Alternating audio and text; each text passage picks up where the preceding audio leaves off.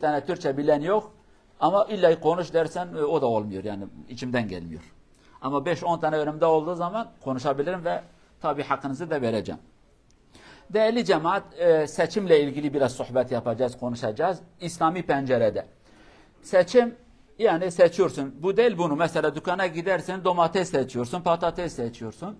Aynı buna benzer siyasette de veya bir insanı işe alırken seçiyorsun. Ya bu adamı değil, bu adamı seçeceğim. Bu öğretmeni değil, bu öğretmen, bu işçi değil, bu işçi, bu usta değil, bu usta. Seçme odur. Bu seçme ezelden beri Allah Azze ve Celle insanlara böyle bir kabiliyet vermiş. Yani seç. Canın kimi isterse, aklın kimi isterse, vicdanın kimi kabul ederse.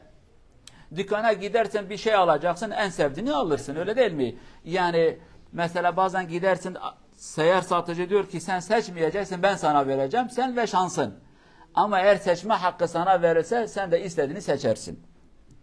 Önümüzde bir seçim vardı ve bu seçimle ilgili şunu size söyleyelim değerli cemaat. Bazı bizim Müslüman ve İslami kesimler diyor ki seçim haramdır, seçime giden oy veren dinden çıkar. Eğer seçimin anlamı küfre hak vermek ise, İslamiyet'i ortadan kaldırmak ise doğrudur. Bu caiz değildir. Fakat eğer yaşadığın devlet zaten senin hayatını devam ettiriyor. Sen o devletin kanunlarına göre doğmuşsun. O isim o kanunlara göre sana verilmiş. O devletin kanunlarına göre okula gitmişsin. O devletin kanunlarına göre evlenmişsin, çocukların olmuş, işe gitmişsin. Ev almışsın, dükkan açmışsın. Yani araba almışsın, yolda yürümüşsün. Bütün hayatın o kanunlara göre. Peki hayatın o kanunlara göre bütün bunlar helal ise oy vermek niye haram olur? Oy verirken niye kafir olursun?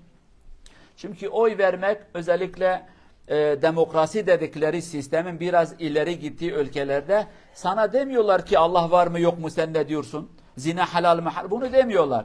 Diyorlar ki partiler diyor ki ey vatandaş ben şöyle kanunlarla şöyle hizmetlerle size geleceğim. Ben kazanırsam ben bunları yapacağım. Diğer parti diyor ki ben de şunları yapacağım. Diğeri diyor ki ben de bunları yapacağım. Her biri bir şey söyler. Sen de oturursun, dinlersin. Ya hangisi hoşuna gider? Mesela diyelim ki biz burada bu devlette yaşıyoruz. Bazı partiler var diyor ki efendim ben şu kadar sağlık bakımda size yardım edeceğim. Tamam. Biri diyor ki ben gelirsem vergiyi bu kadar azaltacağım. Tamam. Biri diyor ki ben gelsem bu bomb dediğimiz şehirlere girip çıkma parası ben bunu kaldıracağım. Biri diyecekse yok efendim maaşınız bu kadar da daha fazla ise ben yardım etmeyeceğim. Yani herkes bir teklifle millete gelir. Dolayısıyla sen de oturursun, okursun, düşünürsün, taşınırsın. Ya hangisine oy vereyim, hangisi benim arzularımı karşılayacaktır, hangisi daha fazla bana bir hizmet yapacaktır. Seçim budur. Ve bu sisteme göre bizim oturmamız, oy vermememiz bize bir avantaj değil, bize bir zarardır. Sen bu ülkede yaşıyorsan ve devletin her kanunları, her sistemleri seni ilgilendiriyorsa senin de evet hayır deme hakkın vardır. Hatta senin mecburiyetin vardır. Bir parti var belki öyle fikirleri var senin hoşuna gitmez. Bir parti var diyor ki ya ben dini kuralları biraz zorlaştıracağım. Tamam. Sen oy vermezsen o partiye karşı o gelirse sana zorluk çıkartacak.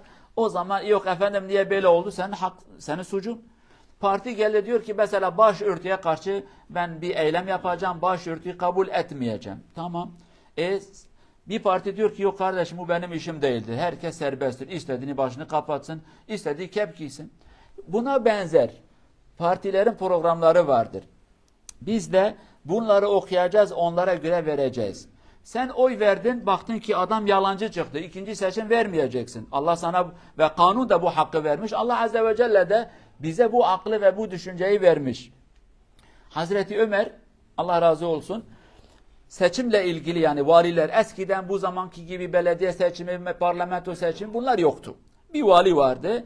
O vali şehri yönetir. Kendisiyle beraber birkaç insan hizmet yapar.